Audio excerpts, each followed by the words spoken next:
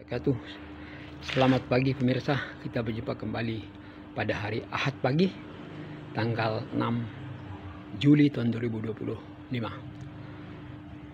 Sahabat tani, terutama bagi pemula, kami ingin sharing pengalaman dengan Anda bahwa kami beritahukan bahwa kami pernah punya pengalaman menanam, membesarkan dan membuahkan durian unggulan uci ya, seperti yang ada di depan kita ini, durian uci.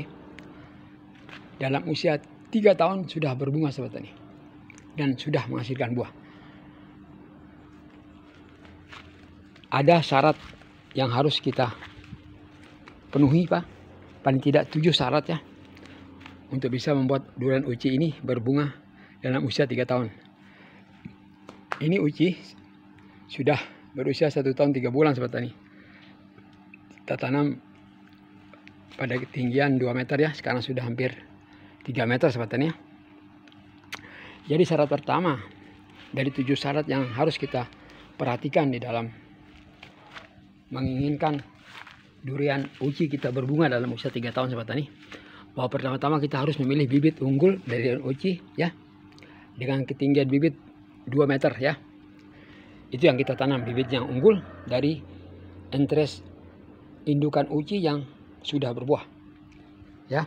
Kita gampang kok cari itu sahabat tani, bibitnya itu seperti ini. Kita kalau sahabat tani pemula ingin, silakan hubungi nomor yang ada di deskripsi ya. Bibit unggul uci bisa berbunga dalam usia 3 tahun sahabat tani. Itu syarat pertama, adalah memilih bibit unggul ya. Kedua, kita harus menanamnya dengan sistem busut sahabat tani, atau sistem gundukan ya, atau sistem uruk. Kita paling tidak mempunyai urukan paling minimal tingginya setengah meter sahabat tani ya, atau 50 cm. Lalu kita tanam bibit unggul ini dengan sistem busut. Apa kelebihan daripada sistem busut ini sahabat tani?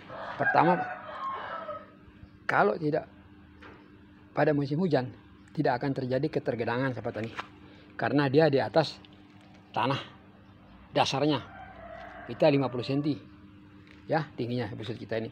Kedua, busut mempunyai tanah yang gembur ya, sehingga akar baru yang muncul nanti itu akan gampang menembus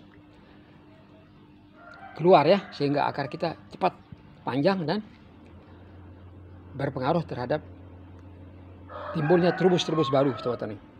Dan kelebihan daripada sistem busut yang kedua adalah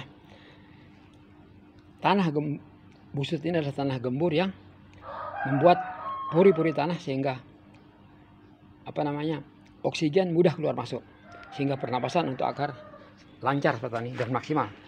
Apalagi media tanah uruk ini kita campur dengan sekam bakar sahabat tani, karena sekam bakar ini merupakan banyak nutrisi dan merupakan tempat beranak pinaknya mikroorganisme baik ya, yang dapat membuat akar kita terbantukan di dalam pertumbuhannya dan di dalam perlindungan terhadap patogen-patogen jahat yang datang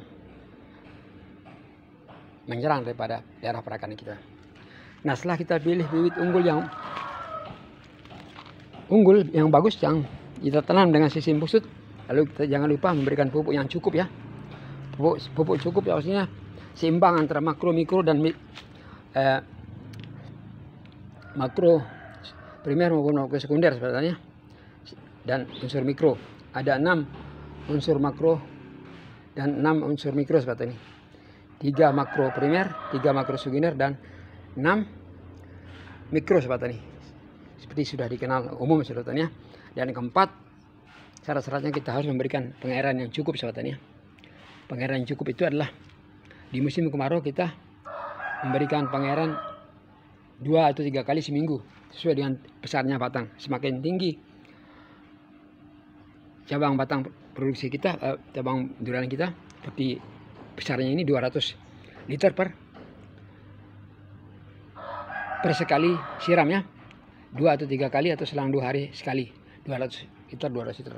Sedangkan di musim hujan kita lihat ya, Kita lihat kalau sudah 2-3 hari tidak hujan baru kita siram. Seperti itu sobat tani. Jadi jangan kita biarkan terlalu lembab dan jangan kita biarkan terlalu kering daerah media kita sobat tani. Nah itu langkah keempat adalah menyediakan air yang cukup. Sedangkan kelima sobat tani, kita harus memperhatikan pH tanah kita, terutama pH tanah di musim hujan. Apa itu pH tanah sobat tani? Potential of hidrogen. Jadi potensi hidrogen itu ada air ya. Potensi air di dalam memasamkan tanah ya, terutama air hujan sobat tani. Semakin besar intensitas hujan, maka semakin harus kita khawatir tentang dropnya pH tanah kita. Sehingga kita perlu tindakan preventif dengan cara memberikan atau menaburkan kapur dolomit di sekitar media kita 0,5 kilogram per 1 meter lebar kanopi. Kalau kita punya kanopi 6 meter, maka kita akan berikan dia 3 kg tabur. Ya, ditabur pada awal musim hujan, ditabur di tengah musim hujan, dan ditabur di akhir musim hujan. Jadi selama 3 kali dalam setahun sobat tani, untuk menjaga tingkat kenormalan pH 3, di mana pH yang normal di atas 6 sobat tani, atau idealnya 6,2 atau sampai 7 sobat tani ya, itu yang normal. Dan yang unsur yang ke-6 sobat tani, syaratnya untuk bisa membuahkan uji ini dalam usia 3 tahun adalah secara berkala kita mempruning sobat tani. Seperti ini. Ini sudah kita pruning 2 kali sobat tani ya. Umur 1 tahun pertama kita pruning, terus 2 bulan lalu kita pruning juga. Kita pruning itu memberikan ruang bagi sinar matahari untuk masuk ke dalam kanopi ya, sehingga semua batang-batang produksi dan daun ini terkena sinar matahari, sehingga memungkinkan fotosintesis berlangsung secara baik dan normal ya, sehingga hasil dari fotosintesis ini berupa karbohidrat akan dibagikan ke seluruh jaringan tanaman oleh unsur ion kalium sobat tani, sehingga batang-batang produksi kita cepat membesar sobat tani. Jadi secara berkala, mungkin dalam hitungan bulan, setiap 6 bulan sekali kita pruning ya, atau setiap ada kita lihat tunas-tunas air kita harus potong sobat tani. Itu usaha yang ke-6 ya, secara berkala kita mengadakan pruning terhadap pohon kita. Sedangkan yang ke-7 adalah, atau yang terakhir adalah memperhatikan secara berkala juga penyepraian ya, penyemprotan dengan fungisida dan insektisida sobat tani. Kalau di musim hujan kita perhatikan fungisida sobat tani, karena apa? Karena pada musim hujan jarang terlihat sinar matahari, sehingga menimbulkan kelembapan di daerah kanopi ya, sehingga memungkinkan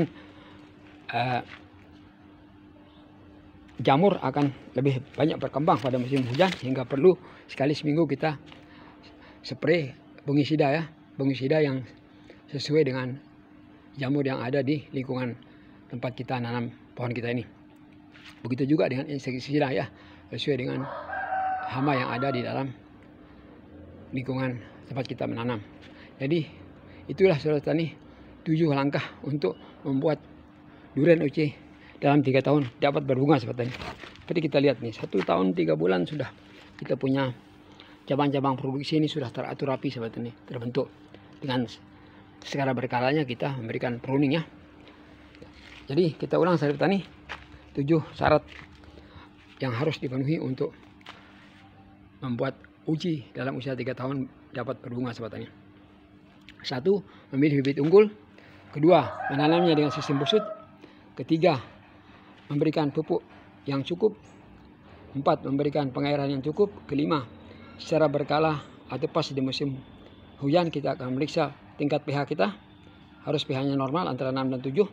Sedangkan yang ke-6 adalah secara berkala kita mengadakan pruning.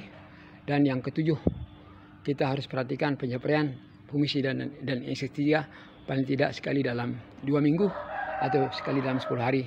Sedangkan di musim hujan kita harus lebih aktif, karena di musim hujan karena kurangnya matahari, sinar matahari, kelembapan tinggi, sehingga perlu kita sekali seminggu untuk mengadakan penyepraian fungisida sobat tani. Seperti yang kita lihat, ini sudah usia 3 tahun sobat tani. Sebentar lagi uji juga ini sobat tani. Sebentar lagi uji kita ini akan berbunga, karena kita baru mengadakan pemupukan MKP ya, kita baru saja mengadakan pemupukan MKP dan Karete Boroni sahabat tani, sehingga kita harapkan pada bulan Agustus ini bunga daripada durian uji kita ini akan bisa keluar sahabat tani ya, seperti yang terjadi pada durian yang genjah juga ini, durian bawor kita lihat sahabat tani, dalam usia 3 tahun 3 bulan atau 3 tahun pas sudah keluar bunga sahabat tani, dan sebentar lagi kita akan memberikan polinasi. Nah seperti ini sahabat tani. Jadi bukti bahwa pada usia 3 tahun dengan SOP 7 syarat tadi kita jalankan, maka insya Allah dalam usia 3 tahun durian kita bisa berbunga. Demikian dulu informasi sharing yang dapat kami sampaikan sahabat ini, semoga bermanfaat. Billahi taufik, barakallahu fikum. Assalamualaikum warahmatullahi wabarakatuh.